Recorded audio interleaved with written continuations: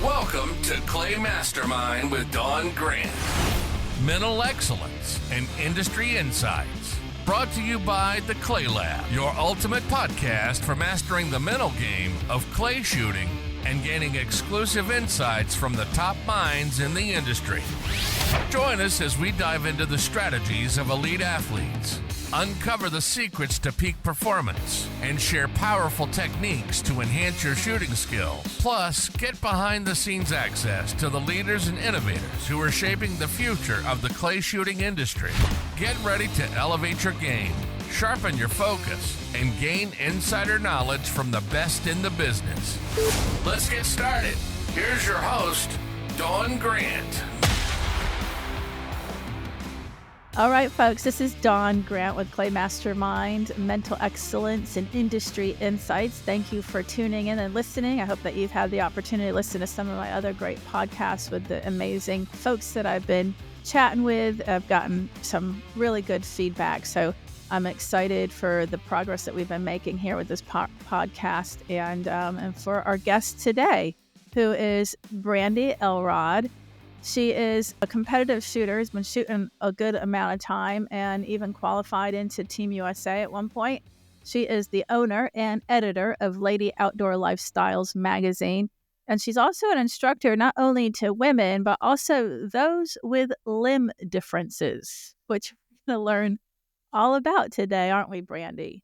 Yes, I can't wait to tell you guys everything. It's definitely a different world, and it's a world that people need to know that's out there, because you never know who is out there that thought, oh, I can't lift a shotgun, and well, we'll figure it out. Yeah. And what got you into that and what you've been experiencing around it. So give me some other highlights before we start breaking it down. Did I miss anything, or what are some highlights for you? Got into this world by accident, in all reality. I grew up a rodeo kid. I come from kind of rodeo royalty, I should say, my grandpa especially. And so I grew up around hunting, rifles, pistols, that kind of thing. My dad was a hunter, big bird hunter, but it just was never an option for me, having a birth injury, and I having very little use of my right arm. And when I started teaching at a private school, the kids came to me and asked me if I would be their shotgun coach. And I'm like, I don't even shoot shotguns. That's not feasible. But I figured it out and met a great gunsmith, and Larry Phelan here in Texas built me a really cool setup. And that kind of started my shotgun journey. And literally because some kids asked me to be their shotgun coach. That's awesome. That's awesome. So what is the birth injury that you're still working with right now? So I was born not with the injury. It was doctor malpractice. It's called brachial plexus. It unfortunately is a common birth injury, especially for babies that are large. So I was 9 pounds, 13 ounces. My mother was a very small person, and instead of doing a cesarean section, they did a natural birth. I got stuck, and they pulled me out by my right arm instead of my head. And that severed all 5 nerves that make up your brachial plexus, which is in your shoulder, thus immediately losing function of my right arm.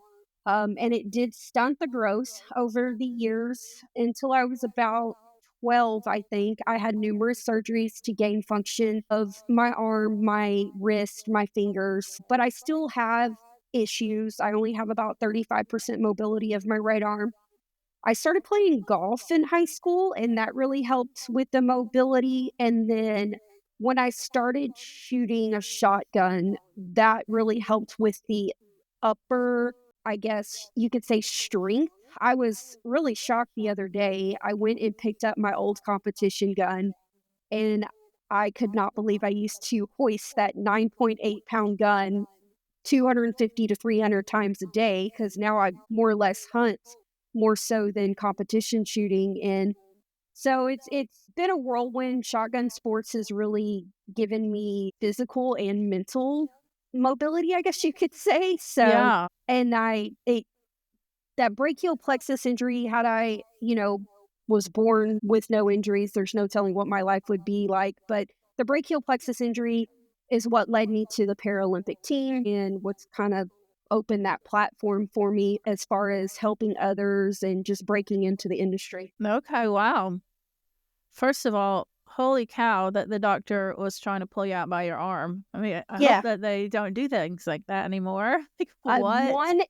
Surprisingly, 1 in 30,000 births still is like that, and it's very preventable. And unfortunately, for example, the doctor that was my case, he did it to 6 other children. Yeah. Interesting. Yeah, it is very Interesting. interesting. And the cool thing is, though, I've met quite a few people that have the same injury as me. I actually went to school with a girl that had the same injury as me. I've taught 3 people now how to shoot a shotgun with the same injury as me. Wow. Yeah, it's a pretty neat deal. Interesting. Yeah. So, well, let's go back. You brought us to childbirth.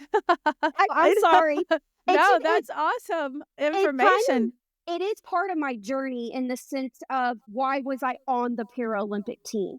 For So, sure. I mean, otherwise, would I have ever picked up a shotgun? I don't know. I mean, yes, but would I have taken it to the extent that I've taken it now? Probably not. I probably just would have been a run of the mill high school youth shooting coach. Well, and the thing is there's going to be plenty of people listening that are like, oh my gosh, I have that, or I've experienced some issues with my arm and I never looked into it further. And there's somebody out there that's doing instruction that can help with limb difference, shooting instruction for those with limb differences. This is great. I think that's awesome and what you've been able to accomplish with that. Um, Yeah, so I actually get calls and social media messages from all over the world. And so that is one of the things I'll get into it when I made the Paralympic team. That was a journey. But yeah, it's pretty cool. I would say at least once a month, someone reaches out to me, whether it's an adult or a kid, and I am missing this part of my arm. I can only lift my arm to this level. I need your help. And between myself, my husband's gotten really good at it as well, and my gunsmith and his son, we can pretty much figure out anybody and build any adaptation for a shotgun. I didn't even expect that from talking to you.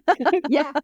Yeah, we left that out of the highlights. So, and the Paralympics, when was that? And So yeah, so I was on the Paralympic team from 2019 to 2022. They started adding in para trap, so para shotgun in 2018. And then in 2019, they decided to develop a team. Well, when I made the team in 2019, at the end of the year, what happened in 2020? So that kind of put the brakes on things as far as us traveling. But in yeah. 2020, I still continued to train. When I decided I wanted to try to make the Paralympic shotgun team, I had never shot bunker.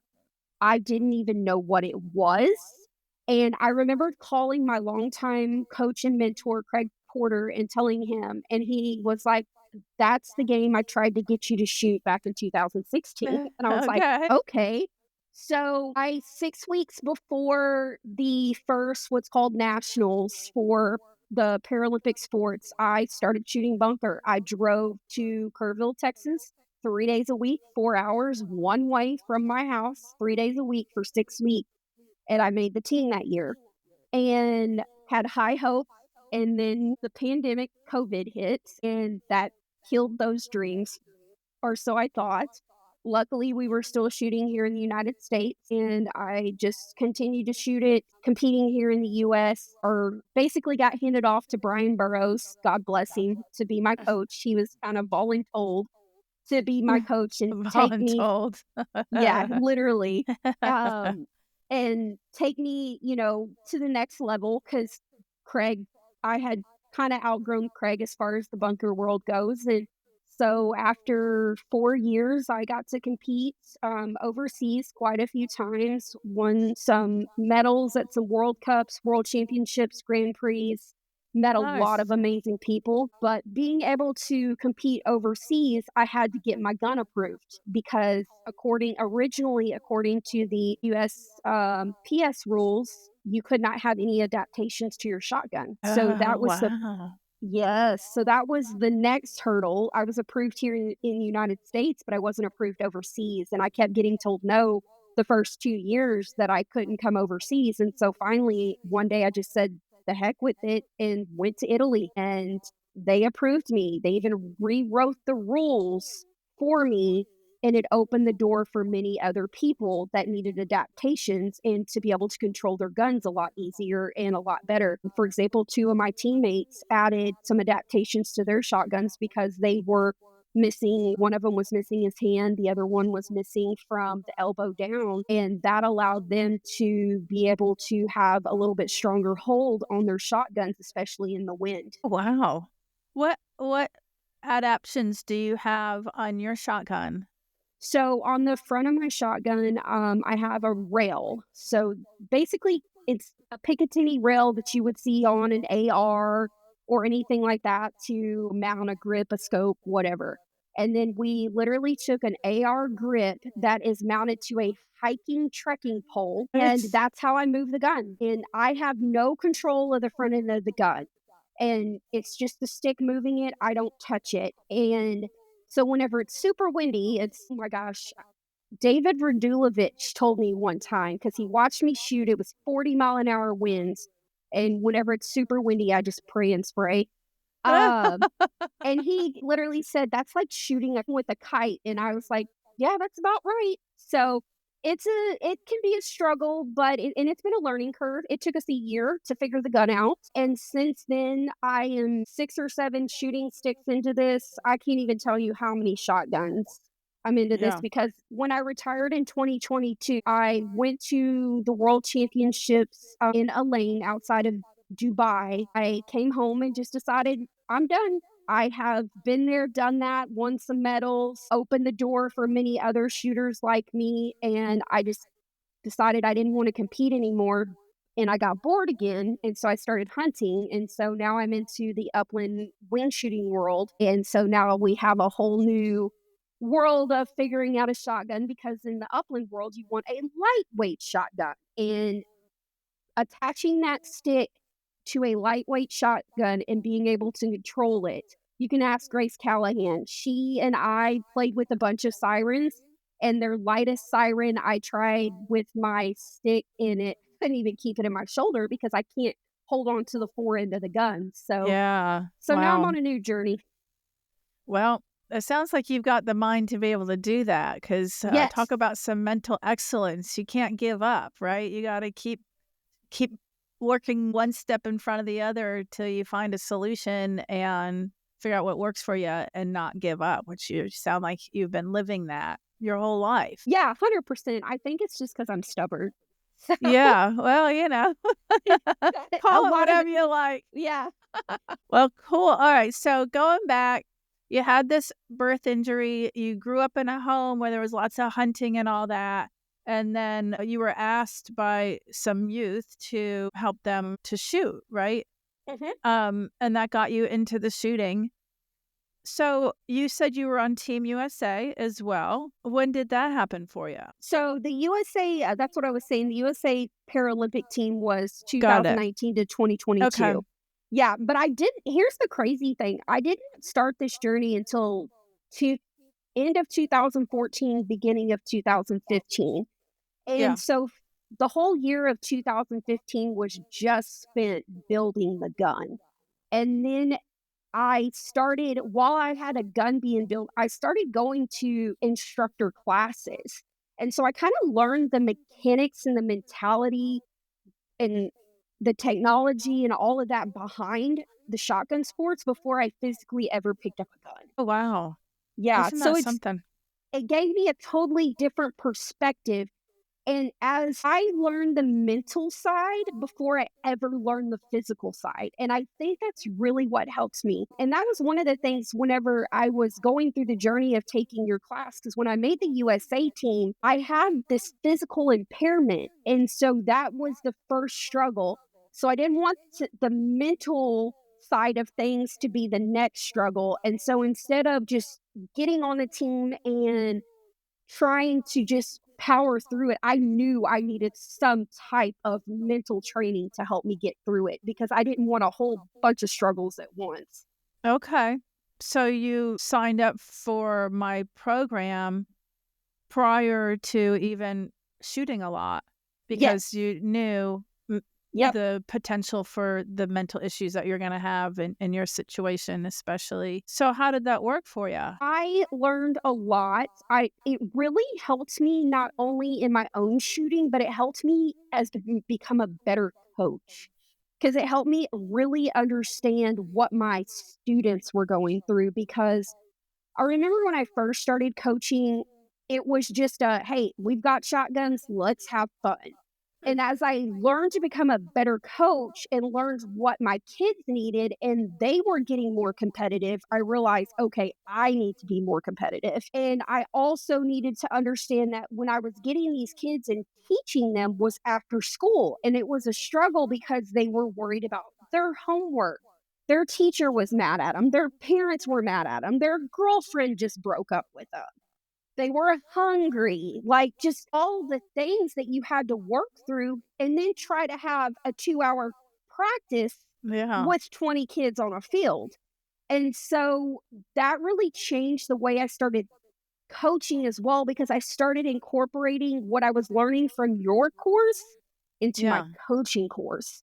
And you can really see, even though that we had the pandemic in 2020, because I started your course, I think, at the end of 2019 and then continued it through 2020, you can see the development of my kids, especially into 2021 and 2022. Oh, I love that. What were some of the things you observed with them?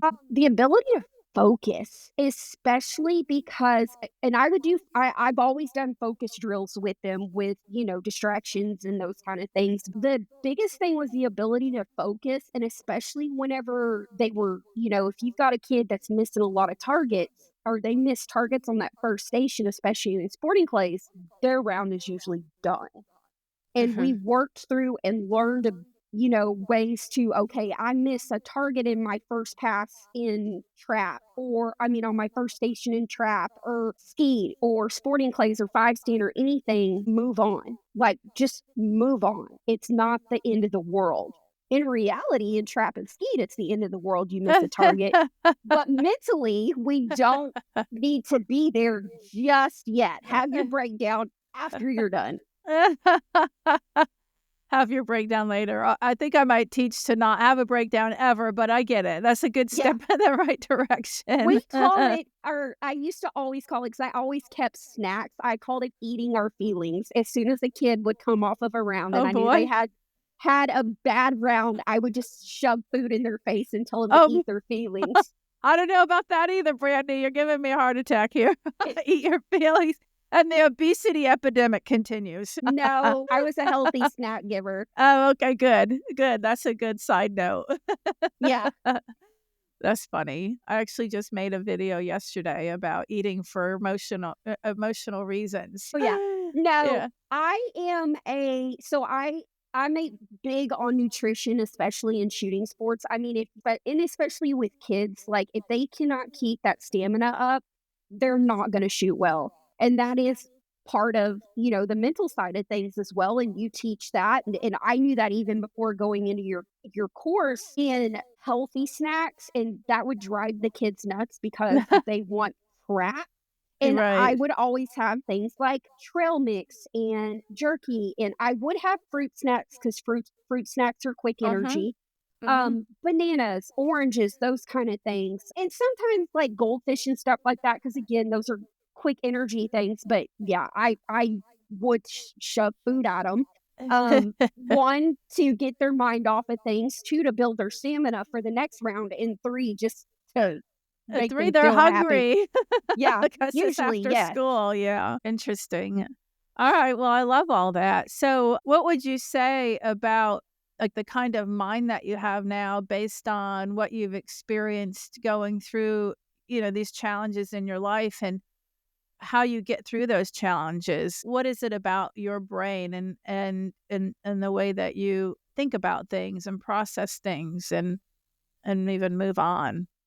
I am definitely a no is not an answer type of Mm. person. If I tell you no, it's a complete sentence. But if you tell me no, that's just opportunity for me to figure out, oh, it's going to happen. I am definitely, I will try anything once that will not break my left arm. I break my left arm, I'm screwed.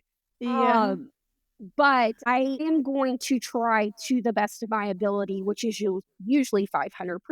When I made the Paralympic team for 6 weeks, I literally drove 200 and something miles one way 3 days a week to learn a game to try to make the team of that game. It's the same thing now that I've gotten into upland hunting. I don't just go for a stroll and I'm just going to a local preserve to hunt. I've gone off on the deep end and I go to Arizona and Montana where we're walking 12, 15 miles in the desert, in the mountains, all those things. So, Wow. um, I will say, here's a funny one for you. I was in Montana back in September and we were hunting mountain grouse, and I'm a flatlander and I knew what I was getting into. There's only so much you can do as a flatlander to try to prepare for that elevation. And I thought I was prepared. I was not prepared. About an hour and a half into our hunt, I forgot how much we had gone up in elevation, and I was tired and worn out, and I was just bound and determined to keep going. And I just had to dig deep. And I remember saying to myself, find the zone, find the zone, find the Ah, zone.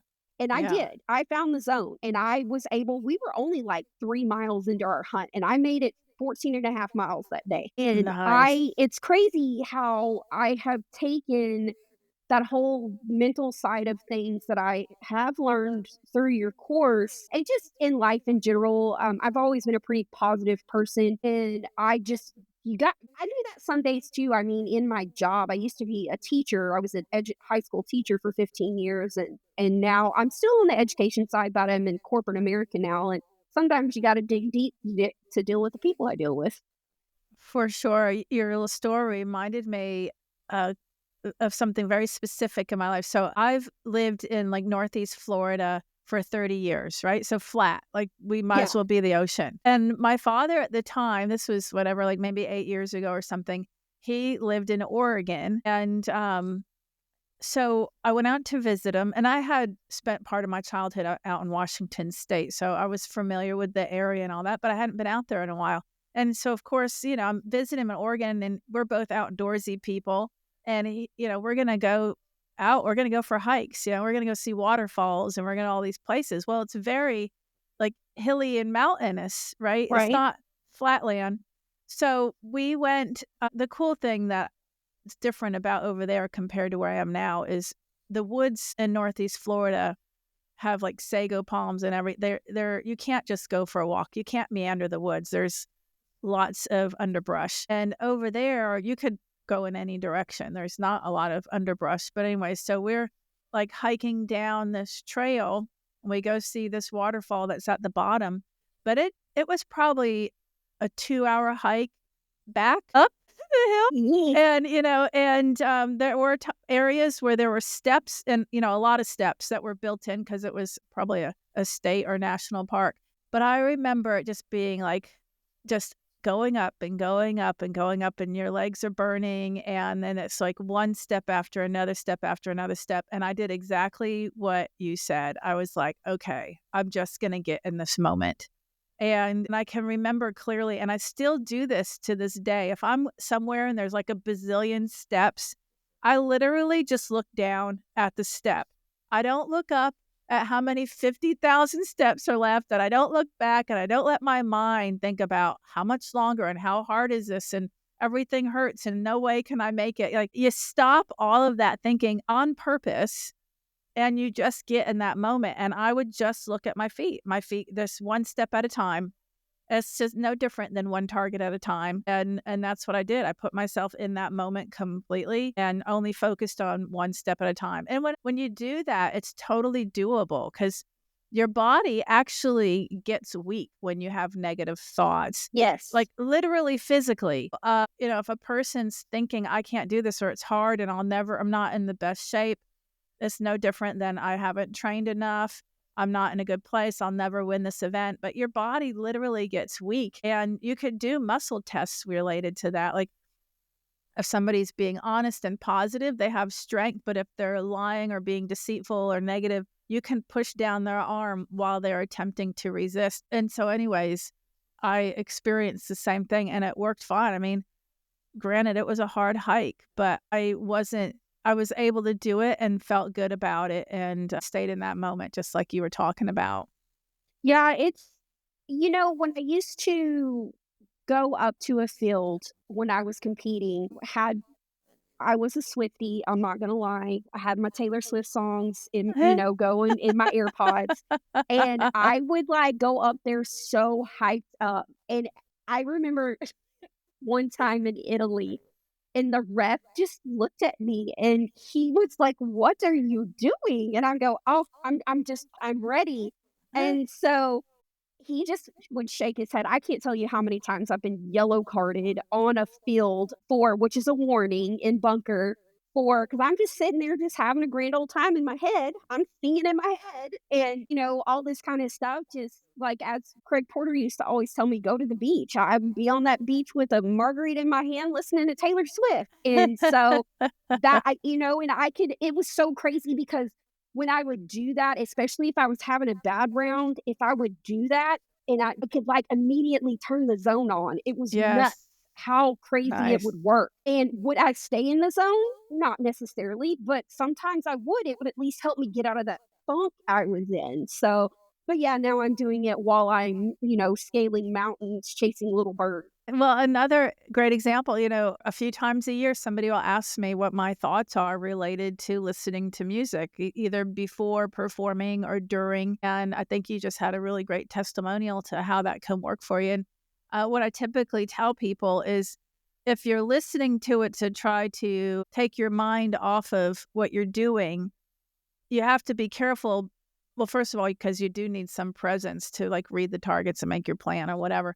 But a lot of times when people ask me that question, it's because they're trying to amp themselves up or trying to put themselves in this different place, which you absolutely can do with music that you love. And like the example you just gave. But what can happen is it's almost like when you wear the same cologne or same perfume every day, you don't really smell it after a few days. And that's how anything can be with repetition. So if you're wearing that same cologne every day, meaning if you're listening to that same song over and over and over again, at some point, it's not going to have the same effect. You just got to cycle them. You got to cycle, go to the next good song, and maybe a month later, that other one ends up being, really uplifting or whatever, but you'll tune it out basically. Wholeheartedly agree with that. I would switch back. Here's the thing. I would switch back between Taylor Swift and classical piano music. Interesting. Mhm. Yeah. If I felt like I needed to be like meditate, like if I sometimes would get really nervous and real riled up. I could Yeah. not do Taylor Swift. I would switch to my classical piano Uh-huh. music. Smart. I'm loving it. Yep. Some good wisdom there. Nice. So, okay, through all these challenges, you've mentioned your husband and his help not only with you, but some of your students. What do you feel is the level of importance of having somebody supportive in your life, and especially for, what you're looking to accomplish when you're wanting to compete, or now you're looking to be, this upland hunter? What's that like for you to have someone Oh, it's supportive? huge. I've had so many people in and out of my life. I've probably coached over 1,000 kids and women throughout the years, and you can definitely tell the differences in the people that have the support and the people that don't. For me, I'm a pretty independent person, but for me, it's always been, huge to have friends, family, all of that kind of stuff. Because at the end of the day, especially whenever you get into the competitive sports, the professional sports, all of that, it's village. And, I've definitely noticed that with, like I said, the other kids and stuff like that. The kids that I've helped coach, that have their parents behind them and they have that driving force have always made better shooters. Now, don't get me wrong, I've had kids throughout the years that, they've kind of done it on their own because it was their thing and they had high drive, but you could just always tell it's just better whenever there is support. And it's the same thing with me. I mean, having my husband is not really like, I'm a bird hunter and he is a big game hunter. And we do shoot a little bit together. So it's not where he's like my number one cheerleader or whatever, but he is always, have you tried this? Have you tried that? Let's try this, that kind of thing. Anytime I want to go on a new endeavor. Yeah, yeah. Gotcha. Yeah, speaking of kids, because you can have parents that are either pushing the kid to live the parent's dream and the kid doesn't really want to be doing it, right? 100%. Yeah, or you can have the parent that's just dropping off the kid because they want a babysitter and dropping them off for their shooting instruction or league or whatever. And then you've got the kid who's really into it and they have supportive parents. So you could have a kid who's really into it and they don't have the support, which is sad. So there's all these different potential scenarios around kids. But like you said, it carries over even to your partner. I've noticed for my mental training business that there are times, well, it's not even that I notice it. There are just times when a parent will contact me because they want help for their child. And, when I had my private practice before working almost exclusively with athletes, it was, help my child to stop sucking her thumb or help my child to stop pulling out her eyelashes or eyebrows or hair or help my child, study better. But if that kid wasn't into it, if that kid wasn't there because they wanted to be there, then they weren't going to get anything out of it. And it was really a waste of time and money. So now I make sure, absolutely sure, that this child really wants it, that they're here because they want to, that they themselves believe in the mental game, that they themselves recognize where they're having struggles in their mental game.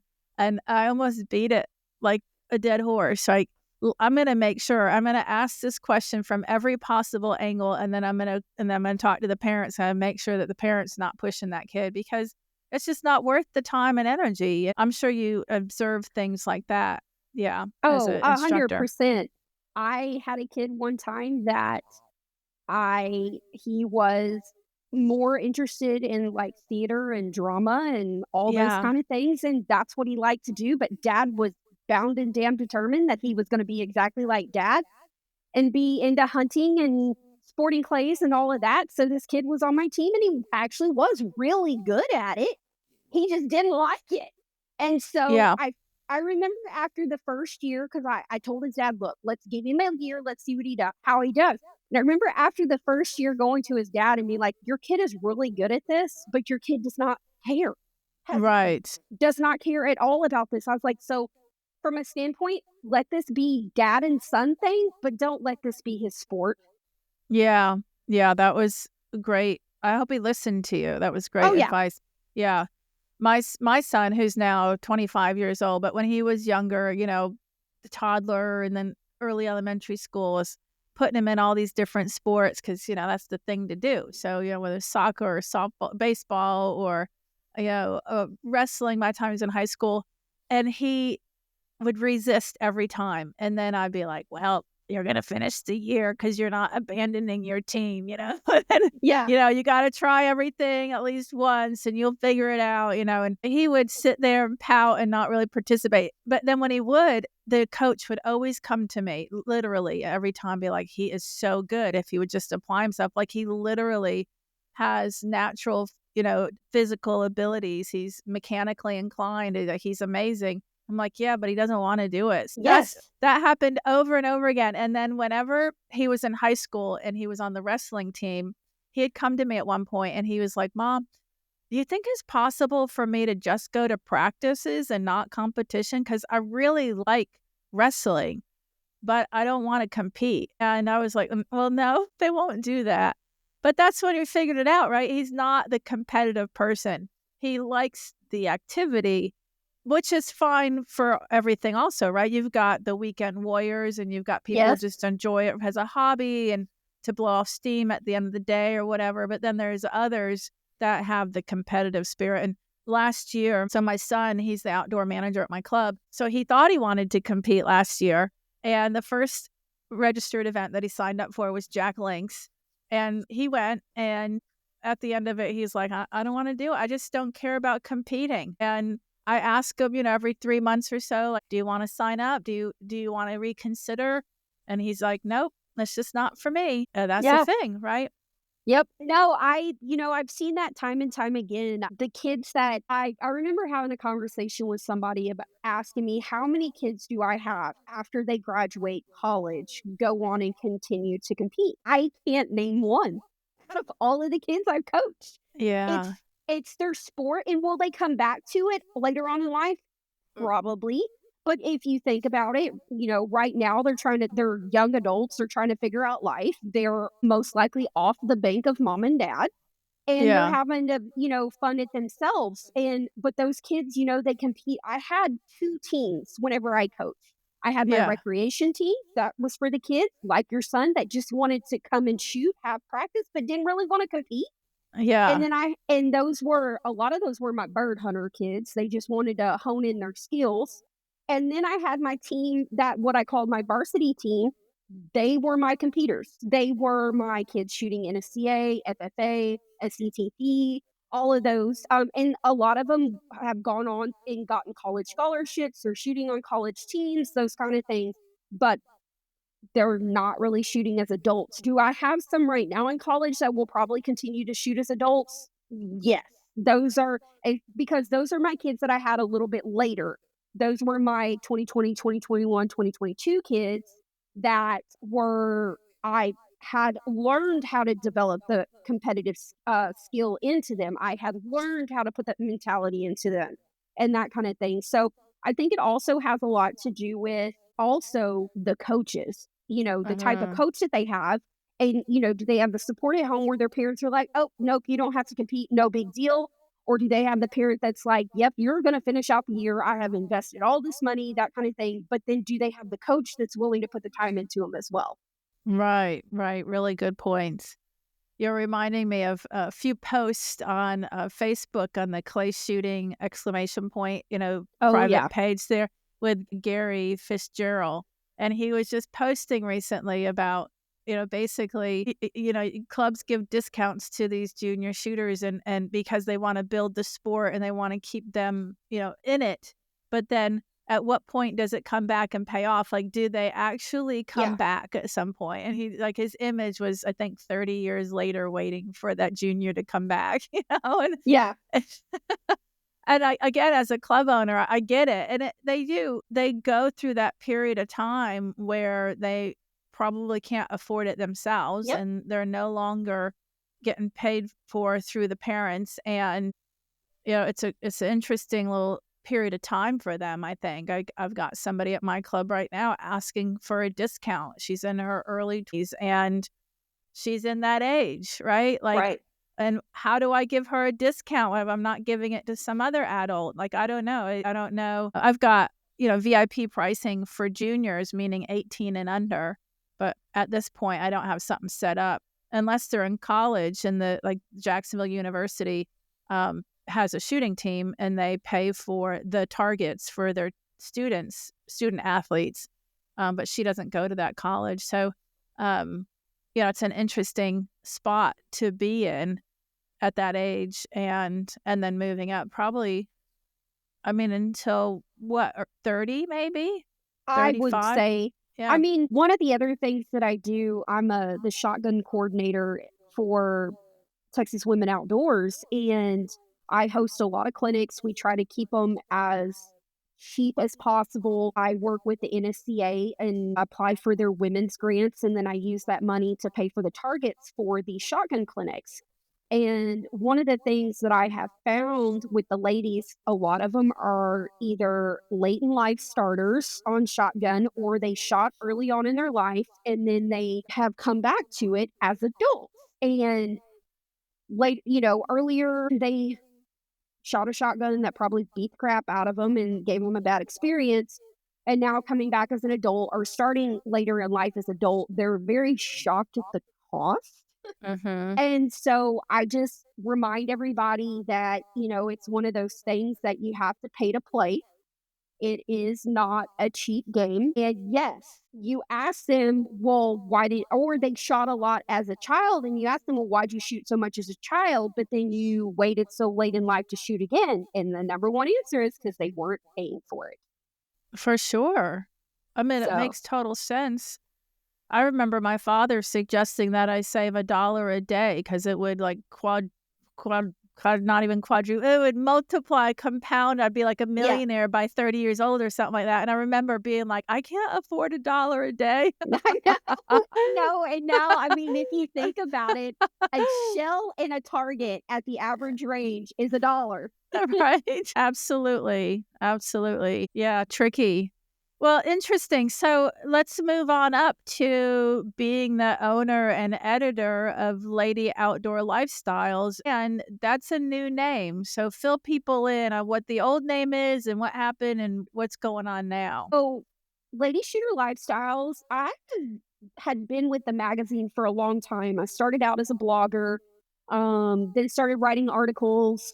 And then in 2023, I was asked to come on as editor. Matthew Gay, who owns Clay Shooting USA now, Trap Shooting USA, and We and Clay Life, he reached out to me and said, "Hey, would you be interested in editing Lady? I don't think I should be the editor of it," meaning him. And I was like, "No kidding. Why? Because you don't think like a woman?" And so, that's honestly how I ended up as the editor. And as the year went on, I kind of inherited the magazine. And one of the things that I did was, first of all, I changed almost all of the content. It was pretty shotgun and hunting heavy, and that is a large market, but so are our pistol and tactical defense and other aspects of the magazine, like the lifestyle side, the fashion, the cooking, the homesteading, all of that. Well, as the magazine continued to change and I took full ownership of it at the end of 2023 and then started to really change it in 2024, I started adding in accessories and just all of these things. And I'm like, the name doesn't fit. Hmm. Um, Shooter, and you just think all firearms. That's all you think, or you think photography. It just depends on your mindset, Oh, And right. I was like, this just doesn't fit. And so I started throwing around ideas between one of my writers, Natalia Gonzalez, who, just wrote some amazing articles and went through your whole program, and Stacy Stevens, the former owner. And I was like, what do y'all think? And my idea behind Lady Outdoor Lifestyle is it is an outdoor lifestyle magazine, but the number one reason is so I could use the hashtag LO.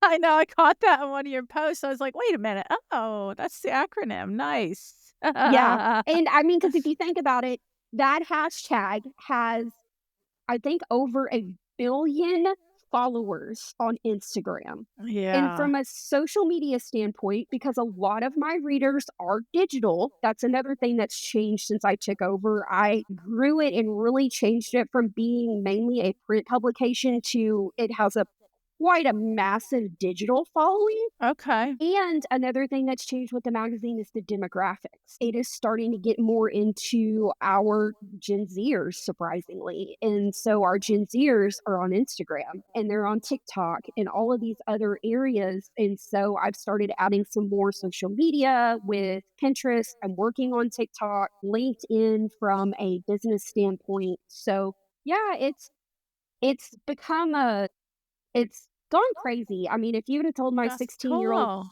high school English teacher that I was going to own a magazine one day, she would have lied or laughed in your face because I hated English. Right. But here I am editing a magazine, owning a magazine, and really I've created this, I like to say, community of women because this magazine is not about me. It is about all of the women that we encompass. And I love putting articles from the everyday reader in the magazine because I want to tell their stories. Yes, I could tell the stories of all these professional shooters and all of these professional brands, but they're not relatable because the Right. average person is not a professional athlete. They do not have all these brand deals. they're not relatable. And so that's another thing I changed is I started putting a lot more of the everyday woman in the magazine, because that mom that is thinking, "Oh my gosh, I can't do this." Yeah, you can. This lady right here has 6 kids and goes hunting all season, or Nice. this is a 78-year woman. Actually, I've got a lady going in there that's 85 and she still shoots sporting clays every week. Nice. Nice. I like where you've taken it, and I like your thought behind how it's evolved and why it's evolved and where you've got it now. And I don't know if people know or not, but I'm one of the contributing writers for your magazine, but also the other 3 that you mentioned. When I think of what I'm writing for your magazine, I'm rarely thinking of clay shooting. I try to do more like stress-free living or weight loss Yes. and wellness and mindfulness and those types of things. Matt had asked me if I would do an article related to my Mind Mastered app, which I think would be better for your magazine as well compared to his. So yeah, people definitely check it out. I love also that it's more digital because I don't know, I've noticed myself changing that. I go to the mailbox and not magazines. I keep magazines. We've got the stack of magazines here at my shotgun club, but Yes. everything else besides a true bill goes straight in my outdoor garbage can. Like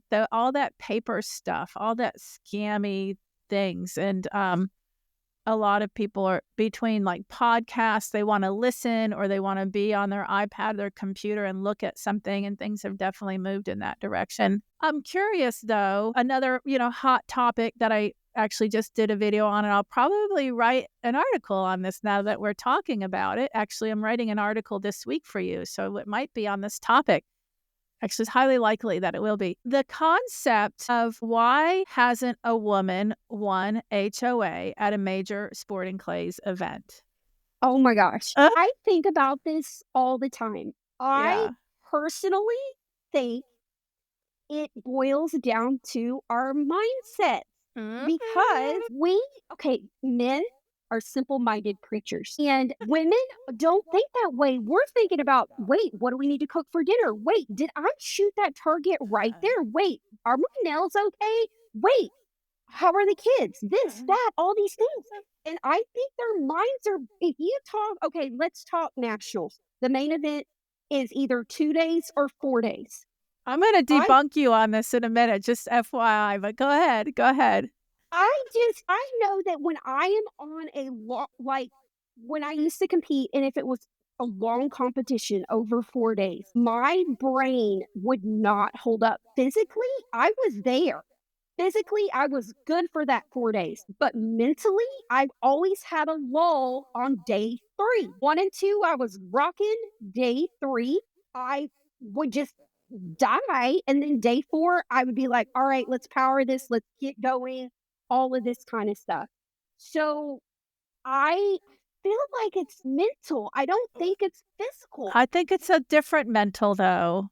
I'm What going do to you say, because what you just described happens to men also. So the ability or inability to focus for the whole time they're in a stand, okay, that's already a challenge for men and women. Like, how can I stay engaged and focused to the point of what we call the zone state, where everything Mhm. disappears around me? It's me and the target. I'm loving life. It's great, right? That's the zone state, and that's the ideal. So, some people drop the first pairs because they're not totally focused. Some people drop and are prepared. And they're not in their process or whatever. Some people drop the last pairs because they get lazy, basically, with their mind or their process. Some people drop the ones in between. So that's happening in the stand for men and women. And definitely as they go on, the ones that have less of a mental game, they're working really hard mentally because the things that they need to do, like focus and presence, isn't normal for them. So they're working hard and they're exhausted. Definitely by the end of it, and definitely by day 2 or 3 or whatever. And you can totally be like, okay, same with hiking, right? Okay, I can do this. And you can amp yourself back up and bring yourself back in, which is what you described. But what you're talking about isn't different for men and women. What I have observed, and this is, I interviewed Ashley Alexander in a podcast and asked her the same question. And she, as a mom, basically said the same thing as you, meaning and I can relate to this, and I've had this conversation with Joe even. My kids are grown now, but when they were little, I absolutely was like, okay, yeah, walking out the door. Do I have diapers? Do I have wipes? Do I have food for them? Do I have drink? How long am I going to be gone? Is the lights turned off? Is the, I don't even know, dishwasher done? These where's my purse? Where's my, oh yeah, I need my briefcase also. Like there's a list of things. And my observation now with Joe and I, living together, and we don't have little kids, but we have a handicapped dog. And if we either leave him home or take him, it's the same thing. It reminds me of when I had a toddler or whatever, right? I'm like, how's his diaper?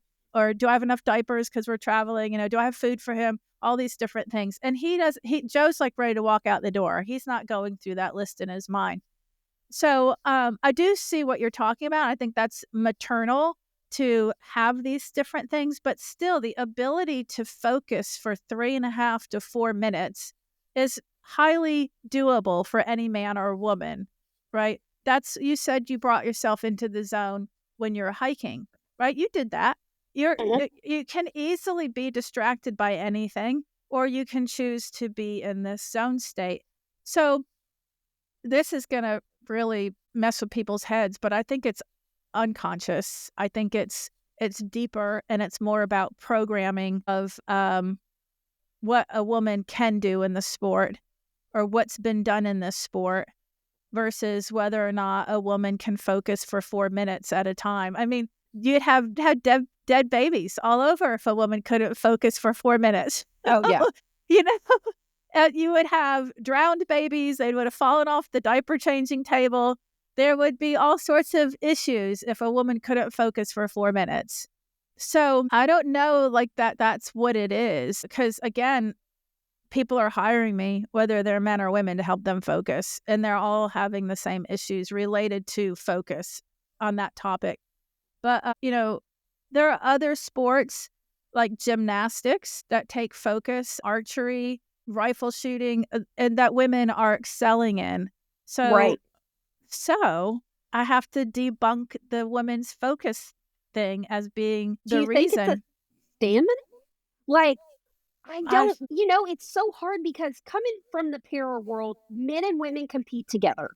And so when I was at the top of my game, I was number 10. Yeah, number 9 or 10 in the world amongst men and women.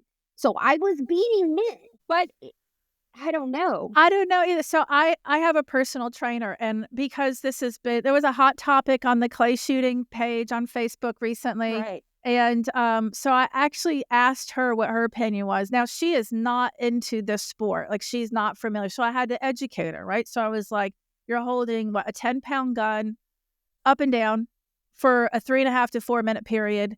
You have to focus during that 3.5 to 4 minute period. But these people, these competitors, have lifted that gun a million times already and have focused for 3.5 to 4 minutes a million times already. So, what do you think it is? And of course, because of her expertise, she went to, well, maybe the kind of conditioning for lifting that isn't the right workout. And I don't know. It reminded me a little bit of work when I worked with PGA Tour pros. They would go to a personal trainer and they would do things like they would get on the stair stepper with like a freaking 20-pound backpack, right? Or they would practice their swing, but it would be all weighted. So there are things like that I'm familiar with from the golf world. But I remember when I was taking shooting instruction years ago with John Woolley, the homework was to do gun mount 100 times a day in front of the mirror. So that's training of those muscles. And it's not like women are going in weak and have never lifted that gun before. Right. So again, if I go back to mothering, you can lift, it starts off as a 10-pound baby, and then it's a 15-pound baby, and then it's a 20-pound baby, and you can do it because you get stronger. Because nothing else makes sense. I think it's just conditioning related to this particular sport and underlying belief as whether or not, as a woman, I can win. I can hold my own. I can beat this man. I can, perform well under the pressure of beating this man, or perform well under a shoot off against a man. I think that there's just, it would be like brainwashing, whether it was intentional or unintentional, because they're like archery. Women excel in that. There's rifle shooting and yeah. Well, pistol, rifle, and archery are precision sports. There is no moving targets. And so I I know that is a factor there because Yeah. it's the same target, all of that. Because I have shot pistol and air rifle too, and archery in it. So it's the same repetition, repetitive movement over and over and over again in those three sports. In shotgun, it is not. But I definitely see where you're going with this. But I also can see, I have an opinion of who I think the first woman is that can do it. Yeah. And Who? Karen Shedd. Yeah. Yeah. She is a machine. Wait, She what is an what was the absolute last name? I was talking, so I didn't hear you. Karen Shedd, because Yeah. I'm sorry, Karen Miles. Okay. She is a machine. And if you look at the way that she shoots and I've shot behind her a couple of times, and the mentality and the focus I think that you're onto something with the mindset of, as a woman, can I do this? If she never does it, it is very possible that it could be that mindset. But I don't think that mindset is there with her. Well, and you're right in a lot of ways, but she's human, right? So she's not Yeah. perfect, and she has some things that might hold her back until she tackles them. But other than that, you got Kirsten Sales, Yeah. right? Like, I'm looking through some of the ladies that I've talked to. Madison Sharp. Yes. Those two believe they're going to do it one day. I haven't interviewed Karen, but I definitely could see that she's hot on the trail of it also, right? Yeah, I could definitely see Madison doing it too. Yeah. Yeah. And the thing is that they are younger and they have the belief that they can. Yes. And different. And again, it doesn't have to be that women have been told you can't. It can be just a presumption. It can be like what I'm observing and what I've seen and what I therefore believe because I've seen it over and over and over and over and over again. But yeah, the belief in the possibility of it. And Karen, of all women in this sport, all women in the competitive NSCA world, she's treating it like a sport, meaning just like Gebben, right? They work out, they are in competitive athletic conditioning, and they treat it very seriously, like they both live and breathe it every single day of their lives. And then they have a partner that's supportive of living and Yep. breathing it every day of their life. So And that's yeah. why I say her, because she is and I've only had a handful of conversations with her. She is an actual professional athlete. She knows what it takes. The nutrition is there, the training is there, both physically and mentally. The belief is there. She has the support team behind her. I think that it is the perfect combination for her to be the first female to win a major championship. Yeah. Yeah. And she's been doing great. She's been Yeah. doing great. She just needs to, like everybody, tackle whatever the difficulties are that show up, for her. And she knows what those are, and to be able to address them constructively so that she's continuing to evolve, so. But yeah, I think it's going to happen. We definitely see some ladies that are heading in that direction. Yep. And so that was a good topic. Interesting and fascinating to have watched that over the years and where that's going now as well. It's getting closer. That's the huge thing is, will it happen this year? I have no idea, but it's coming. Yeah, that's exciting, isn't it? I will make that person the cover of one of the issues of Lady. That's for damn sure. That's right. For sure. For sure. Well, awesome. I have thoroughly enjoyed talking to you about all these topics. And I want to tell listeners that there's some free goodies, whether it's to my Mind Mastered app or my mental training, like some free access, but also at my Shotgun Club, the ability to come by and have free golf cars, especially this time of year. If you're swinging down south or coming up to Seminole Cup, we're right there. So dongrant.com/free is where you can get some of those goodies. Brandy, what would you give? Like, what's a piece of wisdom of your years that you would pass on to the listeners? A little magic pill. What would you attempt to do if you knew you could not fail? What would you attempt to do if you knew you could not fail? What about you? I kind of just do whatever the heck I want. You're doing it. You're doing Yeah, it. I live very fearlessly. So, and I've tried a little bit of everything. And whenever it doesn't work, I'm just like, okay, I tried it. Like, tried the guitar one time. I tried it left-handed and right-handed. Just wasn't for me. So I moved on, Yeah. And so, yeah, I kind of live by that. I live pretty fearlessly. I teach others to live by that. And so that's just one of the biggest things, especially like these young females coming up. We're living in a crazy world, and I just always tell them live fearlessly. And if you don't at least attempt to try to accomplish whatever it is you want to accomplish, a college degree, starting a business, becoming a world champion, this or that, if you don't try, it's never going to happen. And at the end of the day, you have to be your biggest cheerleader. Nice. I agree with that. That's absolutely right. Know who you are and believe in it and be the best version of you every single day. Yep. So you're doing instruction for women and those with limb differences. Still doing kids?